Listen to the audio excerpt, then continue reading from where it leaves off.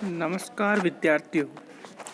आज हमारी चर्चा का विषय है हरित गृह प्रभाव अथवा ग्रीन हाउस प्रभाव।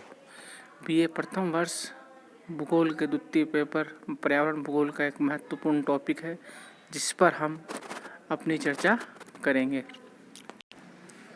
ग्रीन हाउस प्रभाव क्या है, इसके बारे में हम जानने का प्रयास करते हैं। पृथ्वी की प्राकृतिक जलवायु निरंतर बदल रही है।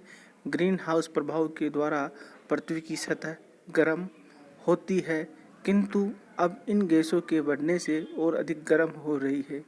ग्रीन हाउस प्रभाव सूर्य की किरणें, कुछ गैसें और वायुमंडल में उपस्थित कुछ कणों से मिलकर होने की जटिल प्रक्रिया है। कुछ सूर्य की ऊष्मा वायुमंडल से परावर्तित होकर बाहर चली जाती है, लेकिन कुछ ग्रीन हाउस गैसों के द्वारा बनाई हुई परतों के कारण बाहर नहीं जाती। अतः पृथ्वी का निम्न वायुमंडल गर्म हो जाता है। ग्रीन हाउस प्रभाव एक प्राकृतिक प्रक्रिया है तथा यह जीवन को प्रभावित करती है। ग्रीन हाउस प्रभाव के बिना पृथ्वी का औसत तापमान वर्तमान सामान्य औसत 15 डिग्री सेंटीग्रेड के स्थान पर 18 डिग्री सेंटीग्रेड हो गया है।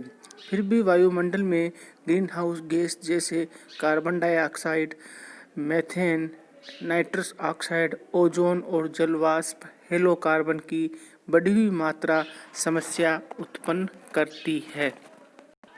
ऐसा नहीं कि ग्रीन हाउस प्रभाव का लाभदायक प्रभाव नहीं है। यद्यपि सामान्यतः ग्रीन हाउस के बिना पृथ्वी का औसत तापमान 18 डिग्री सेंटीग्रेड होगा, जो वर्तमान में 15 डिग्री सेंटीग्रेड से है, जिससे सामान्य जीवन संभव नहीं हो सकता। पृथ्वी का तापमान सामान्य बनाए रखने का श्रेय इन ग्रीन हाउस गैसों को ही है और इस तरह ये ग्रीन हाउस गैसें पृथ्वी के लिए सामान्यतया लाभदायक है, किंतु आज बढ़ती हुई इनकी मात्रा से अनेक समस्याएं उत्पन्न हो गई है। उन समस्याओं और उनकी मात्रा बढ़ने के क्या कारण हैं, इस पर अब हम चर्चा करते हैं। ग्रीन हाउस प्रभाव या ग्रीन हाउस या ग्लास हाउस शब्द का प्रयोग कैसे हुआ, किस प्रकार हुआ, इस पर हम अब अपनी चर्चा करते हैं। ग्रीन हाउस या ग्लास हाउस का प्रयोग ठंडे देशों में जहां बाह्य तापमान अत्यधिक कम होता है, आंतरिक वायुमंडल को गर्म रखने के लिए किया जाता है। इन ग्रीन हाउस में सूर्य की रोशनी पारदर्शी कांच के द्वारा आती है। प्रतिवर्ती ऊष्मा या रक्त विकिरण आर पार नहीं हो पाते, क्योंकि रक्त विकिरण का कुछ विशिष्ट भाग कांच के द्वारा अवशोषित हो जाता है। इससे ग्रीन हाउस की आंतरिक सतह गर्म रहती है, जो कि पौधों तथा अन्य सामानों के लिए उपयोगी होती है। प्राकृतिक ग्रीन हाउस प्रभाव वायुमंडल के मानक पर यह है कि ग्रीन हाउस और green house gas green house के ग्लास कवच की तरह होते हैं। इस तरह ग्रीन हाउस के ग्लास कवच के समान ही पृथ्वी का प्राकृतिक ग्रीन हाउस माना गया और इसी के कारण इसी आधार पर इसका नाम ग्रीन हाउस रखा गया है। ग्रीन हाउस गैसें कौन कौन सी होती है जिसका वातावरण या पृथ्वी के औसत तापमान को बनाए रखने में सहयोग या सहायता मिलती है। जैसा कि पहले बताया था कि ग्रीन हाउस गैसों में carbon dioxide, methane, nitrous oxide, halocarbon, जलवाष्प आदि है, जो पृथ्वी के औसत तापमान को बनाए रखती है। Number 1, carbon dioxide gas. ये मुख्य ग्रीन हाउस गैस है। इसका मुख्य स्रोत कोयला का दहन, वनों का कटान, सीमेंट उद्योग आदि है। Number 2, methane. ये दूसरी सबसे महत्वपूर्ण ग्रीन हाउस गैस है। इसका मुख्य स्रोत ऑक्सीजन, जीवाणु की प्रक्रिया, आंतरिक कोयला खदानों में है। Nitrous oxide. ये ग्रीन हाउस गैस का प्रभाव में 6% योगदान देती है। इसका मुख्य स्रोत उर्वरक कोयला दहन है। इस तरह ये महत्वपूर्ण 4 गैसें हैं। इसके अतिरिक्त और भी गैसें हैं। हेलोकार्बन।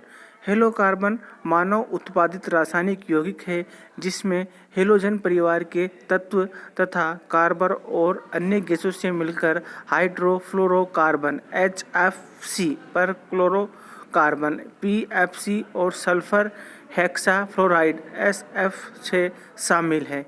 इन गैसों से भी पृथ्वी के तापमान में वृद्धि होने लगी है। नेक्स्ट, सतही ओजोन। ट्रोपोस्फीयर में उपस्थित ये एक अत्यंत महत्वपूर्ण ग्रीन हाउस गैस है जो औद्योगिक गतिविधियों से अब बढ़ने लगी है। जल वाष्प, ये प्राकृतिक श्वसन तथा वाष्पीकरण से प्राप्त होता है। पृथ्वी का तापमान बढ़ाने में वायुमंडल में इसकी मात्रा बढ़ जाती है। ग्रीन हाउस प्रभाव या इससे मानव समाज पर क्या प्रभाव पड़ता है, उस पर हम चर्चा करते हैं। गत दशक में मानव जनित अनियंत्रित औद्योगिकरण, अनियोजित शहरीकरण, जनसंख्या वृद्धि तथा अनेक जीवन यापन कृत्यों द्वारा वातावरण निरंतर प्रदूषित होता रहा है। वर्तमान में आवश्यकताओं की पूर्ति की अंधाधुंध दौड़ के कारण वातावरण में कार्बन डाइऑक्साइड की मात्रा सामान्य से लगभग 31% बढ़ गई, जिसके कारण अधिक ऊष्मा निचले वातावरण में समाहित हो रही है, जो ग्रीन हाउस गैसों के सामंजस्य को अव्यवस्थित कर वैश्विक तापमान में उत्तरोत्तर वृद्धि उत्पन्न कर रही है। फलस्वरूप जलवायु को गंभीर रूप से प्रभावित कर अति वर्षा व सूखे जैसी परिस्थितियाँ उत्पन्न हो रही है। वर्तमान में पृथ्वी का तापमान औसतन 0.2 डिग्री सेंटीग्रेड से 0.6 डिग्री सेंटीग्रेड तक बढ़ा है, जिसके निकट भविष्य में 1.4 डिग्री सेंटीग्रेड से 5.8 डिग्री सेंटीग्रेड तक तापमान वृद्धि के फलस्वरूप ग्लेशियर तेजी से पिघलेंगे। समुद्र का जलस्तर बढ़ेगा, जिससे कई तटवर्ती शहर जलमग्न हो जाएंगे। ऐसी स्थिति मानव जीवन हेतु विषम होगी। परिस्थितियों को देखते हुए विश्व के अनेक देशों ने संयुक्त राष्ट्र जलवायु परिवर्तन सभा के अंतर्गत ग्रीन गैसों के प्रसारण का कम करने की दिशा में संधि की है। जैसा कि ग्रीन हाउस गैसों के प्रभाव में वृद्धि होने से पृथ्वी के औसत तापमान बढ़ने से जो प्रभाव स्पष्ट होंगे, जैसा कि बताया है, उसके अतः इनके निष्कासन या इनकी कमी की आवश्यकता है। ग्रीन हाउस गैसों के निष्कासन में कमी करना कठिन है, परंतु असंभव नहीं है। बहुत संख्या में अंतर्राष्ट्रीय तथा राष्ट्रीय स्तर पर संस्थाएं इस पर कार्य कर रही है। कुछ महत्वपूर्ण तथ्य जिनके द्वारा इसके निष्कासन को कम किया जा सकता है, जैसे 1, खपत तथा उत्पादन में ऊर्जीय क्षमता की बढ़त होनी चाहिए। नई स्वचालित वाहन तकनीकी की आवश्यकता है। वाहनों में पूर्ण रूप से ईंधन का दहन होना चाहिए, जो कि ठीक रखरखाव से संभव है। ऊर्जा के नए स्रोत का प्रयोग करना चाहिए, जैसे सौर ऊर्जा, जल विद्युत ऊर्जा, नाभ की ऊर्जा इत्यादि। उद्योगों से निकलने वाले जहरीले पदार्थों के निष्कासन को कम करना चाहिए। हेलोकार्बन के उत्पादन को कम करना चाहिए, जैसे फ्रिज, एयर कंडीशन में पुनः चक्रीय रसायनों का प्रयोग करना चाहिए। नंबर 6, ईंधन वाले वाहनों का प्रयोग कम करना चाहिए। 7, वनीकरण को बढ़ावा देना चाहिए तथा जंगलों को कटने से रोकना चाहिए। नंबर 8, समुद्री शैवाल बढ़ाना चाहिए ताकि प्रकाश संश्लेषण के द्वारा कार्बन डाइऑक्साइड का प्रयोग किया जा सके।